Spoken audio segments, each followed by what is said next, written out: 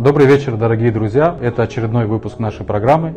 И начнем, конечно же, с позитивных новостей. Буквально час назад завершилась встреча Адгура Ардзинба с жителями Центрального округа города Сухум. У меня от встречи исключительно положительные эмоции, слов мало. Прошла встреча на высшем уровне, было очень много людей, были очень зажигательные, интересные выступления, с которыми вы, конечно, можете ознакомиться и в Телеграме, и в Инстаграме, и в Фейсбуке. Посмотрите. Нам очень важно ваше внимание, а горожанам я хочу сказать большое спасибо, вы просто умницы, мы вас любим. И, наверное, обязательно надо поговорить по поводу визита Бадры Гумба в Москву и его встречи на высоком уровне в России. Много вопросов там было обсуждено. Мы, конечно, приветствуем любые положительные решения, которые поспособствуют развитию Абхазии, но мы хотим говорить о вещах принципиальных.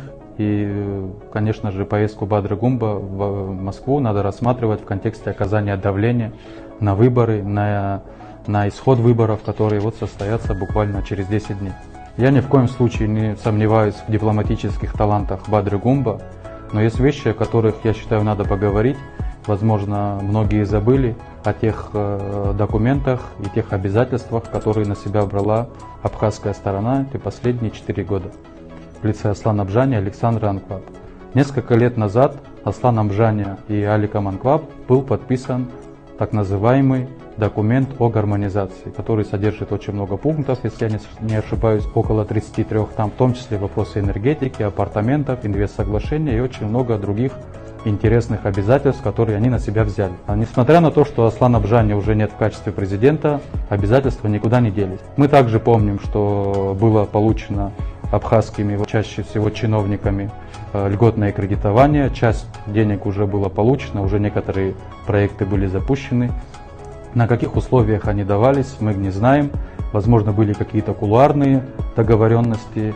Плюс активность компании Монтера Групп в Абхазии тоже были договоренности. И в контексте этих обязательств очевидно, что часть российского истеблишмента симпатизирует стороне, у которой больше обязательств перед ней, и, конечно же, они будут пытаться как-то повлиять и помочь своим, так скажем, партнерам в реализации той повестки, которая закончилась 15 ноября. С одной стороны, у нас есть команда, которая взяла на себя обязательства, которые не смогла выполнить и вряд ли сможет выполнить. И с другой стороны, у нас есть команда, которая не брала на себя кулуарные обязательства, но при этом готова на честный и открытый диалог. Для тех, кто не понял, я говорю о команде Адгура Ардзинба. И, конечно же, нельзя не упомянуть встречу Бадры Гумба с Александром Новаком, вице-премьером. Я, с вашего позволения, зачитаю, потому что здесь очень интересная цитата. Россия согласна с Абхазией в том, что инвестиционное соглашение между странами не будет реализовано в том виде, в котором оно было.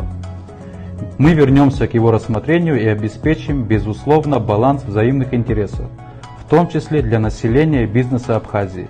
Это будет документ, который будет учитывать интересы всех сторон, заявил Александр Новак. Команда Бадра Гумба сейчас в ходе предвыборной кампании, они много говорят о том, что они готовы слышать людей, они хотят слышать людей.